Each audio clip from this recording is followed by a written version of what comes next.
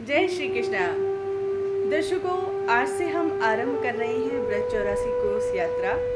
ब्रज 84 कोस यात्रा में हमने एक वीडियो अभी हाल ही में डाला है अंतर्गही परिक्रमा का, जिसमें मथुरा के जो अंदर के मंदिर हैं उनकी परिक्रमा की जाती है और उनका दर्शन किया जाता है। और श्री यमुना जी के पूजन के साथ ही इस परिक्रमा को हम आरंभ करते हैं। तो अंतर्गही परिक्रमा के बाद में हम करते हैं बाह्य परिक्रमा, जिसमें मथुरा के बाहरी क्षेत्र की जो परिक्रमा है वो की जाती है। तो इस वीडियो के माध्यम से हमने उन सभी विशेष स्थानों को आपको दिखाने का प्रयास किया है, ताकि आप भी उन स्थानों के विषय में जान पाएँ, मथुरा की महत्ता को जान पाएँ। और विशेष मंदिर तो वैसे द्वारिकाधीश जी और श्री कृष्ण जन्मभूमि के दर्शन ही आपने किए होंगे, लेकिन इसके अलावा भी बहुत सारे मंदिर, बहुत सारे दिव्य स्थान भी मथुरा में ऐसे हैं जिनका दर्शन आप कर सकते हैं। तो चलिए शुरू करते हैं अपनी आज की ये वीडियो और आपको लिए चलते हैं श्री कृष्ण जन्मभूमि।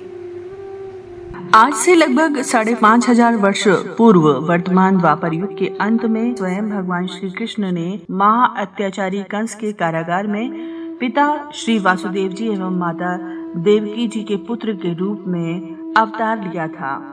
उस समय वासुदेव जी और देवकी जी ने भगवान के चतुर्भुज स्वरूप में दर्शन किए थे। चारों हाथों में क्रमशः शंख, चक्र, गदा और पद्म धारण करे हुए, वक्ष स्थल पर श्रीवत्स चिन्ह, गले में कौस्तुभ मणि तथा मेघ श्यामल कांति युक्त अद्भुत दिव्य बालक को देखकर वे दोनों उनकी स्तुति करने लगे।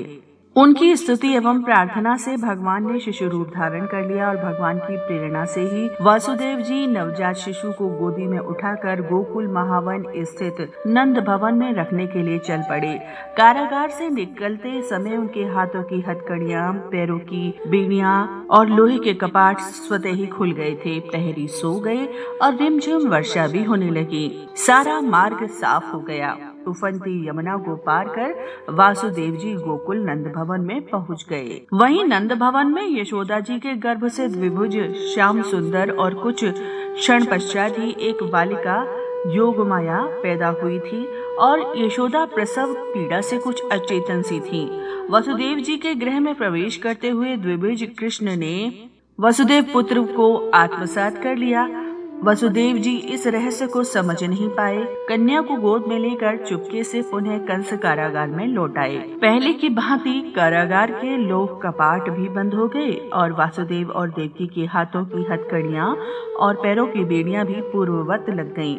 उसी रात को कंस को पता जब लगा तो वो पागल सा विक्षिप्त होता हुआ हाथ में तलवार लेकर यहाँ उपस्थित हुआ और कन्या के दोनों पैरों को पकड़कर पृथ्वी पर पटक कर मारना चाहा, लेकिन कन्या अष्टभुजा वाली दुर्गा का रूप धारण कर कंस को दुत्कारते हुए आकाश मार्ग में अंतर्ध्यान हो गई। श्री कृष्ण की इस जन्मभूमि पर सर्वप्रथम श्री कृष्ण के प्रपौत्र श्री वज्रनाभ ने एक विशाल मंदिर की स्थापना की। कालांतर में उसी स्थान पर भारत के धार्मिक राजाओं ने बड़े विशाल मंदिरों का निर्माण कराया। जिस समय श्री चैतन्य महाप्रभु जन्मभूमि में पधारे थे उस समय वहां एक विशाल मंदिर था। श्रीमन महाप्रभु के भावपूर्ण मधुर नृत्य और कीर्तन को देख सुनकर उस मंदिर में लाखों लोगों की भीड़ एकत्र हो गई। नृत्य कीर्तन करते हुए श्रीमन महाप्रभु जी के भावों को देख दर्शकगण भाव विभोर हो गए। यहीं पर चैतन्य महाप्रभु ने बंगाल के सुबुद्धि राय नामक राजा को आत्महत्या से बचाकर उन्हें परम भगवत भक्त बना दिया। श्रीमन महाप्रभु का ब्रज आगमन मुगल सम्राट हुमायूं के राजत्व काल में हुआ। तत्पश्चात यवनों के द्वारा वह मंदिर ध्वंस कर दिए गए और ओरछा के महाराजा वीर सिंह देव ने 1610 ईस्वी में 33 लाख रुपए लगाकर आदि केशव का बड़ा ही विशाल श्री मंदिर बनवाया, किंतु धर्मांध औरंगजेब ने 1669 ईस्वी में उसे ध्वंस कर उसके बाहरी स्वरूप में कुछ अदल बदल कर उसे मस्जिद के रूप में परिवर्तित कर दिया। श्री आदि केशव देव जी के पुजारियों ने प्राचीन विग्रह को जिला कानपुर में स्थित राजधान नामक ग्राम में वर्तमान इटावा शहर से 17 मील दूर छिपा दिया। आज भी वह विग्रह वहीं छोटे से मंदिर में स्थित है, किंतु इनका विजय विग्रह वर्तमान जन्म स्थान के पीछे मल्लपुरा नामक स्थान में आदि केशव के मंदिर में आज भी सेवित हो रहा है। उस श्री विग्रह की विशेषता यह है कि उसमें भगवान के 24 अवतारों की मूर्तियां अंकित हैं। आदि केशव कहे जाने से वैष्णव भक्त लोग इसी मंदिर में दर्शन करते हैं। आजकल प्राचीन जन्म स्थान पर श्री मदन मोहन मालवीय द्वारा संग्रहित केशव कटरे पर एक विशाल श्री मंदिर का निर्माण हुआ है। गीता प्रेस गोरखपुर के स्वर्गीय श्री हनुमान प्रसाद पोद्दार जी की प्रेरणा और श्री डालमिया जी आदि सेठों के प्रयास से इस मंदिर का निर्माण हुआ। जन्मभूमि मथुरा के मल्लपुरा मोहल्ले में स्थित है और महाराजा कंस के चाणूर आदि मल्ल इसी स्थान के निकट में ही रहते थे। पास में ही पोतरा कुंड है। यह पहले कंस कारागार के अंदर ही स्थित था, जिसमें श्री वासुदेव देवकी जी स्नान करते तथा अपने वस्त्रों को धोते थे। कहा जाता है कि पुत्रों के उत्पन्न होने पर देवकी जी के वस्त्र इसी में साफ किए जाते थे। पवित्र कुंड से अपभ्रंश होकर इसका नाम पोतरा कुंड हुआ। मथुरापुरी में ही विश्राम घाट है, जहाँ पर भगवान श्री कृष्ण ने कंस का वध करने के पश्चात विश्राम किया था, इसीलिए इस स्थान को विश्राम घाट कहा गया है। यहीं पर यमद्वितीया के पर्व पर बहन भाई का स्नान करने का भी महत्व है। मथुरा में श्री यमुना अर्धचंद्राकार होकर बह रही है। बीचों बीच में विश्राम घाट अवस्थित है और उसके दक्षिण भाग में क्रमानुसार अविमुक्त तीर्थ, गुह तीर्थ, प्रयाग तीर्थ, कनखल तीर्थ, तिंदुक तीर्थ, सूर्य तीर्थ, बट स्वामी तीर्थ, ध्रुव तीर्थ, बोधि तीर्थ, ऋषि तीर्थ, मोक्ष तीर्थ, कोटि तीर्थ ये 12 घाट तथा उत्तर में नवतीर्थ, संजमन तीर्थ, धारापतन तीर्थ, नाग तीर्थ, घंटा भरण तीर्थ, ब्रह्म तीर्थ, सोम तीर्थ, सरस्वती पतन तीर्थ, चक्र तीर्थ, दशाश्वमेघ तीर्थ, विहनराज तीर्थ, कोटि तीर्थ ये 12 घाट अवस्थित हैं। भारत के सारे प्रधान तीर्थ एवं स्वयं तीर्थराज प्रयाग यमुना के घाटों पर यमुना महारानी की छत्र छाया में भगवान श्री कृष्ण की आराधना करते हैं। मथुरा में 4 क्षेत्रपाल हैं, जिसमें पीपलेश्वर महादेव, रंगेश्वर महादेव, भूतेश्वर महादेव और गोकर्णेश्वर महादेव हैं। अगर प्रमुख देवी मंदिरों की बात करें तो 4 ही प्रमुख देवियों के मंदिर भी हैं। चर्चिका देवी, कंकाली देवी, चामुंडा देवी और महाविद्या देवी हैं। मथुरापुरी के पूर्व दिशा में पीपलेश्वर महादेव मंदिर है और इसके बाद वेणी माधव मंदिर, रामेश्वर मंदिर, दाऊजी मंदिर, मदन मोहन मंदिर, तंदुक तीर्थ, सूर्य घाट, ध्रुव टीला का दर्शन कर सप्त ऋषि टीले पर अत्रि, मरीचि, कृतु, अंगिरा, गौतम, वशिष्ठ, पुलस्त्य मुनि का दिव्य दर्शन है। ये सप्तऋषि मथुरा धाम में इसी स्थान पर रहकर भगवान श्री कृष्ण की आराधना करते हैं। यहीं बाली महाराज का टीला भी है और वामन देव जी का दर्शन जहाँ पर आपको होगा। बलि महाराज ने यहाँ भगवान वामन देव की आराधना की थी। कुछ आगे बढ़ने पर अक्रूर जी का भवन है। अक्रूर जी कृष्ण बलदेव को मथुरा में अपने वास स्थल पर लाना चाहते थे, किंतु कृष्ण और बलदेव कंस को मारने के पश्चात वहां आने का वचन देकर अपने पिता श्री नंद बाबा के पास मथुरा की सीमा पर ठहर गए थे।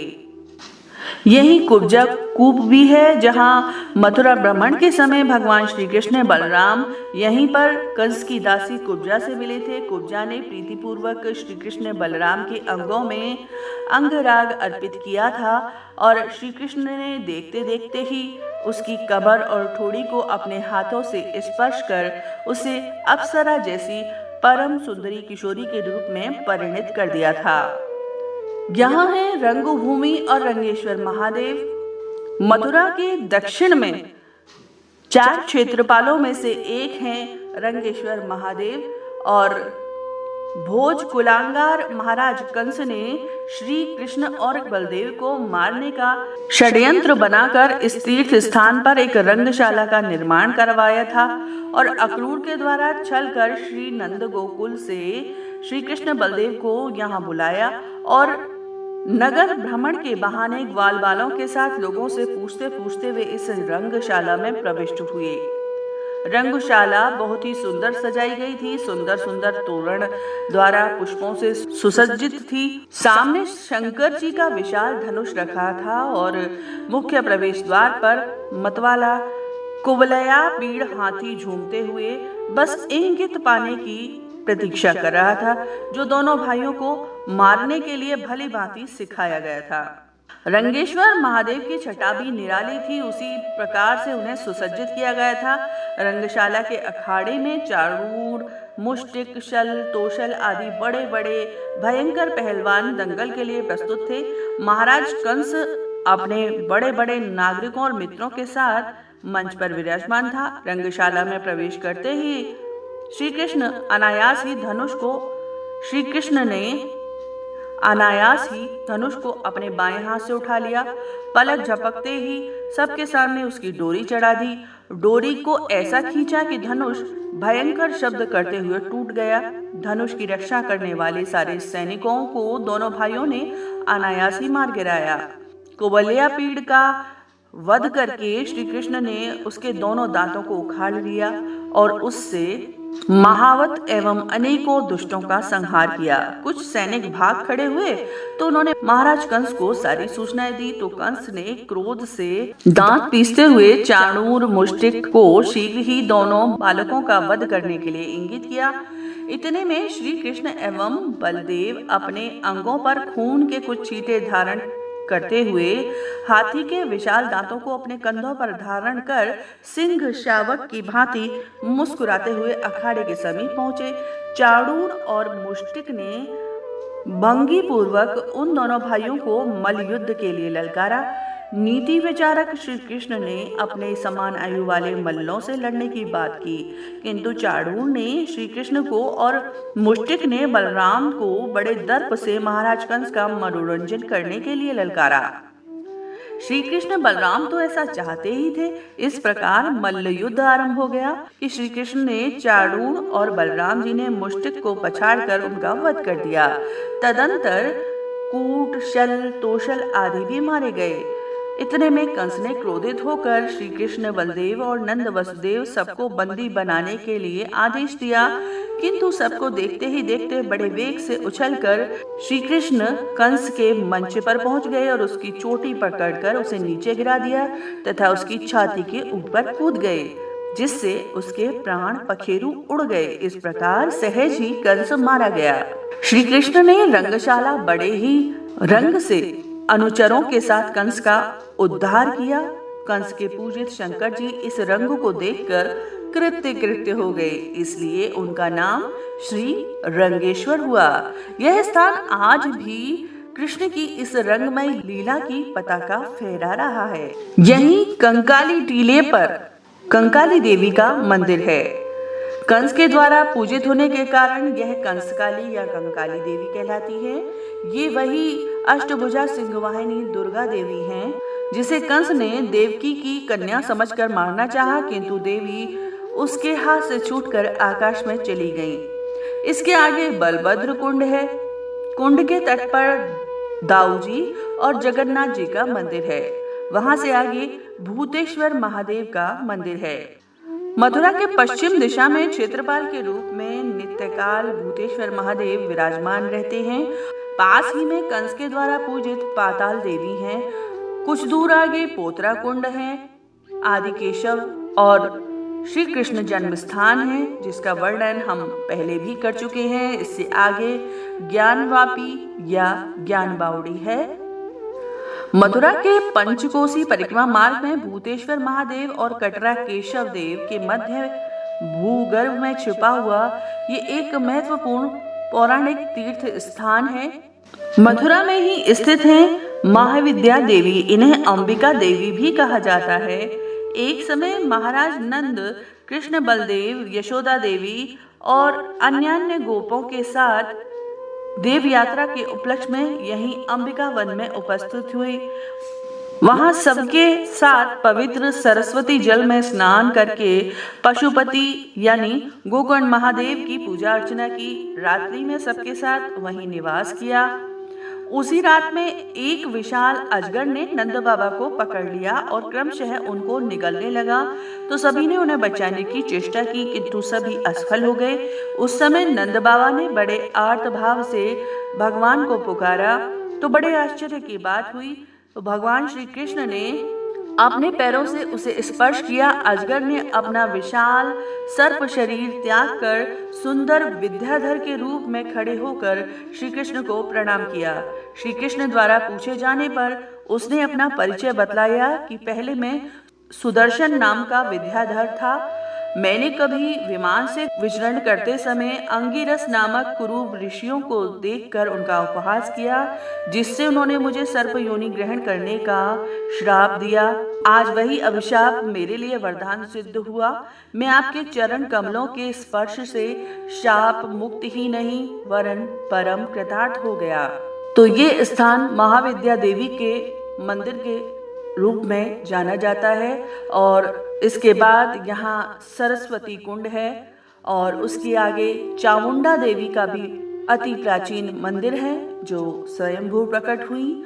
और मथुरा के प्रमुख देवी मंदिरों में से एक चामुंडा देवी भी हैं। और उसके आगे है रजक वध टीला और रजक वध टीला से आगे हैं गोकर्ण महादेव। मथुरा के उत्तर दिशा में ये धाम के क्षेत्रपाल ये प्रसिद्ध श्रीमद् भागवत वक्ता गोकर्ण के द्वारा पूजित होने के कारण गोकर्ण महादेव कहलाते हैं। इससे आगे यमुना के तट पर नीलकंठेश्वर महादेव का दर्शन करते हुए अम्बरीश टीले पर पहुंचते हैं। अम्बरीश टीले पर भी एक सुंदर मंदिर है। ये वही स्थान है जो आज भी भक्त अम्बरीश की महिमा को प्रमाणित करता है। इसके पास ही यमुना के तट पर चक्रतीर्थ घाट है और वहाँ महाराज अम्बरीश ने स्तव स्तुतियों के द्वारा चक्र को शांत किया था।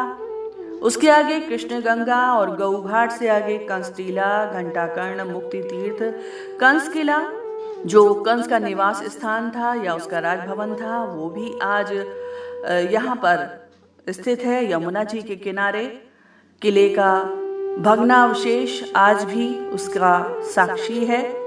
आज यहाँ पर यमुना के किनारे सुंदर दृश्य आप देख सकते हैं। वासुदेव घाट के बीच में ब्रह्म घाट, बैकुंठ घाट और धारापतन है। उसके बाद अस्कुंडा घाट, मणिकर्णिका घाट और विश्राम घाट है और यहाँ पर ये परिक्रमा पूर्ण होती है।